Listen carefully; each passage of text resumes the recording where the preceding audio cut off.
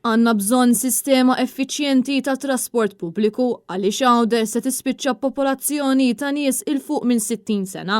Dan kien wieħed mill-kummenti f'servej maħruġ mill-organizzazzjoni studenteska GUG li analizzat l-effiċjenza tal-vjaġġ bejn Malta u Għawdex. F'dan is-servej spikka l-appell ta' diversi studenti li saħqu li s-sistema ta' trasport pubbliku mhijiex effiċjenti fil-waqt li hemm bżonn ta' aktar frekwenza f'diversi rotot dan għaliex il-vjaġġ bejn Malta u Għawdex jista' jieħu saħansitra 3 sigħat. Il-maġġoranza tal-parteċipanti 54% qalu li jivvjaġġaw bil-fasferi, iżda ilmentaw li dan is-servizz għandu jkun wieħed aktar frekwenti għaliex bħalissa dan is-servizz huwa ineffiċjenti wara il-ħin tax-xogħol. Barra minn hekk huma lmentaw fuq il-fatt li r-rotta X1A li tintuża minn diversi Għawdxin għandha wisq waqfien u minħabba fek il-vjaġġ tagħhom ikun ferm itwal. Min-naħa l-oħra, il-parteċipanti sostnew li jekk il-vapur ikun tard jeħtieġ tal-linja tistenna għaliex meta din taqbad u titlaq huma jispiċċaw jaslu tard tal-lezzjonijiet. Intant il-GUG tinsab imħasba ferm rigward is-sitwazzjoni preżenti u qalet li diġà kellhom diversi laqat mal-awtoritajiet